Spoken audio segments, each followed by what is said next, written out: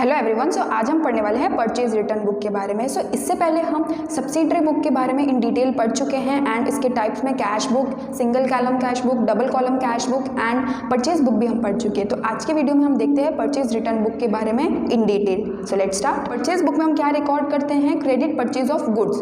तो वो जो गुड्स हमने क्रेडिट पे परचेज किए हैं एंड अगर हमने कोई भी रीजन से उन गुड्स में से कुछ पार्ट रिटर्न कर दिया तो उसकी एंट्री जो होगी वो हम परचेज रिटर्न बुक में करेंगे। यानी कि जो गुड्स हमने क्रेडिट पे परचेज किए, जो गुड्स हमने क्रेडिट पे परचेज किए हैं उन्हें अगर हमें रिटर्न करना होगा तो वो एंट्रीज हम परचेज रिटर्न बुक में रिकॉर्ड करेंगे। Alright, so it is use to record the return of goods which are purchase on credit and it is also known as return outward book because हम इसमें return outward कर रहे हैं। ठीक है, सो क्या रीज़न है कि हम गुड्स को परचेज रिटर्न करते हैं? ठीक है, मे बी समटाइम्स गुड्स जो है वो एज पर द सैम्पल जो हमें दिखाया गया था वैसे नहीं है, जो क्वालिटी है वो बहुत अच्छी नहीं है, जो गुड्स है उसमें कुछ तो इन ट्रांजिट या फिर कुछ स्पॉइलेज हुआ या फिर गुड्स डिफेक्टिव हो, और या फिर ये भी हो सकता है गुड्स ऑन टाइम डिलीवरी नहीं हुई है, तो इस वजह से हम रिटर्न करते हैं। तो अगर सोर्स डॉक्यूमेंट की बात करें तो source document of purchase return book is debit note. ठीक है, तो जब हम गुड्स को परचेज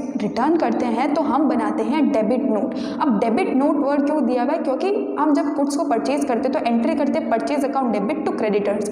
अब जब हम रिटर्न करते तो हम लिखते हैं creditors account debit to purchase return, यानी क्रेडिटर्स के अकाउंट को हमने डेबिट कर दिया, इसीलिए हम इसे डेबिट नोट कहते हैं। तो डेबिट नोट को दो बार बनाते हैं। एक तो अगर हमें गुड्स को परचेज रिटर्न करना है हम तभी भी बना सकते हैं ये डेबिट नोट, जब मतलब डेबिट नोट का मीनिंग ये है कि हमें उस अकाउंट को डेबिट करना है। तो डेबिट हम और कब करते हैं? जब हम सेल्स करते हैं, डेटर टू सेल्स। तो कभी कभी ये होता है हमने सेल्स इनवॉइस में किसी के थोड़ा अमाउंट कम लिख दिया, यानी कुछ गुड्स इन्वॉल्व नहीं किए सेल्स इनवॉइस में। ठीक है, अगर हमने 10,000 का गुड्स बेचा है और 2,000 के गुड्स के बिल में हमने इंक्लूड नहीं किया तो हम उसको डेबिट नोट बनाकर भी भेज सकते हैं क्योंकि हम उसके अकाउंट को डेबिट कर रहे हैं। ऑलराइट, तो जो सोर्स डॉक्यूमेंट होता है जो ओरिजिनली हम बनाते हैं वो तो हम भेज देते हैं हमारे सप्लायर को। ठीक है, तो जो इसकी कॉपी होती है वो हम बना के रखते हैं for entry purpose. Right, so source document होता है इसका debit note, it will be serially numbered, इसका नंबरिंग होता है, डेट होती है एंड ये प्रिपेयर्ड होता है ऑन डुप्लीकेट क्योंकि ओरिजिनल हम सप्लायर को सेंड कर देते हैं। इसके अंदर हम पार्टी का नाम, उनके गुड्स की डिटेल्स, हम क्यों रिटर्न कर रहे हैं उसके रीजंस लिखते हैं।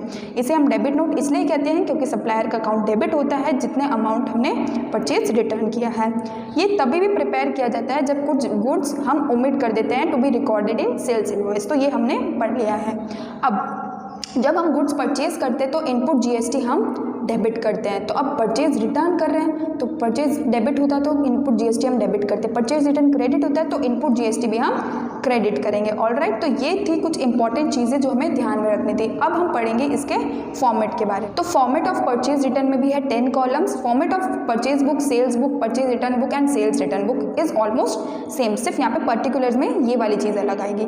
तो यहाँ पे डेट है, name of supplier, account to be debited, debit note number आएगा। पिछले वाले में हमने इनवॉइस नंबर देखा था बिकॉज वो परचेज बुक थी। LLF डिटेल्स, परचेज रिटर्न की टोटलिंग आएगी यहाँ पे and input GST, input SGST, input IGST and total amount. ठीक है, तो सेम हम वैसे ही करेंगे। हम यहाँ पे सप्लायर का नाम लिखेंगे, जितने गुड्स को हम रिटर्न कर रहे हैं वो अमाउंट यहाँ पे इंडिविजुअल लिखेंगे।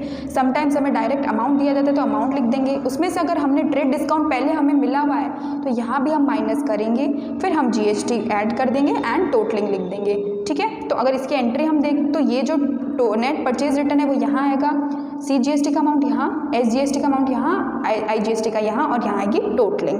अगर एंट्री की बात करें तो MX लिमिटेड डेबिट क्यों किया? क्योंकि डेबिट नोट है, अकाउंट को डेबिट करेंगे, परचेज रिटर्न क्रेडिट एंड सारा GST का अमाउंट भी क्रेडिट होगा। तो अब और डिटेल में जानने के लिए इसके ऊपर हम एक फुल फ्लेज क्वेश्चन करते हैं। तो question says enter the following transactions in the purchase return book of Govind traders New Delhi assuming CGST at the rate 6% and SGST at the rate 6%। तो फर्स्ट एंट्री है कि रिटर्न किया है हमने राधा कृष्णा एंड सन्स को फॉर 20,000, यानी गुड्स की detail नहीं दी हुई है हमें और ट्रेड डिस्काउंट है 10%, डेबिट नोट नंबर है 140। ठीक है, तो हमने देखिए गुड्स तो है यहाँ पे, ठीक है, हमने लिखा हुआ है गुड्स एंड हमें इसे अज्यूम ही करना है, डेबिट नोट नंबर गिवन है तो क्रेडिट पे ही था तो ये हम रिकॉर्ड करेंगे। Next is return goods to Gopalsons and 50,000 के एंड बिकॉज वो सैम्पल के अकॉर्डिंग नहीं थे। ठीक है, तो यहाँ पे ऑलरेडी इतना क्लियरली मेंशन है, डेबिट नोट नंबर भी है तो इसे हम रिकॉर्ड करेंगे। Next is allowance claimed from Raghubir Parshad New Delhi on account of mistake in the invoice of 10,000 debit note number 145, यानी कि ये वो हो गया क्योंकि हमने उनको सेल्स तो कर दिया है लेकिन 10,000 से कम से सेल्स का रिकॉर्ड किया हमने इनवॉइस में। अगर हमने रघुवीर प्रसाद को 70,000 का सेल्स किया, हमने उनके इनवॉइस में ओनली 60,000 लिखा है, यानी 10,000 से कम में लिखा है, तो ये भी हम रिकॉर्ड करेंगे। ठीक है, तो let's see.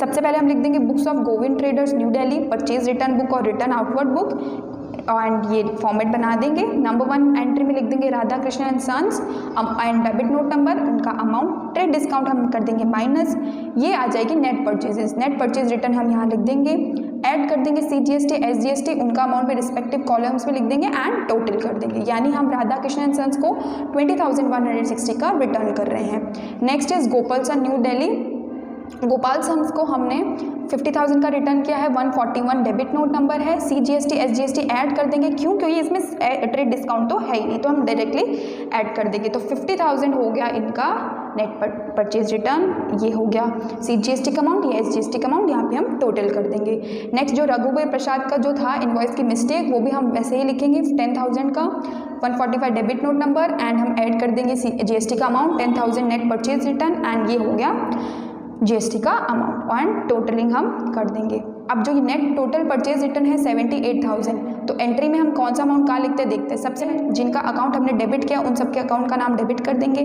To purchase return, to input GST, to input SGST। See purchase return 78,000 हमने लिख दिया, इनपुट CGST 46080, इनपुट SGST 4680 हमने लिख दिया। अब हमें देखना है यहाँ पे कौन सा अमाउंट आएगा, यहाँ पे यानी टोटल वाला अमाउंट देखना है हमें। ठीक है, तो राधा कृष्ण का टोटल अमाउंट था 2160 हमने लिख दिया, गोपाल सन्स का 56,000 हमने लिख दिया, रघुवीर प्रसाद का 11,200 हमने लिख दिया। आई होप आपको ये कॉन्सेप्ट अच्छे से क्लियर हुआ हो। आज के कॉन्सेप्ट में हमने पढ़ा कि परचेज रिटर्न बुक क्या होती है। इसमें हम सिर्फ क्रेडिट परचेज में जो हमने गुड्स किए थे उनके रिटर्न को ही रिकॉर्ड करते हैं, क्या रीजन है जिसके लिए हम रिटर्न करते हैं।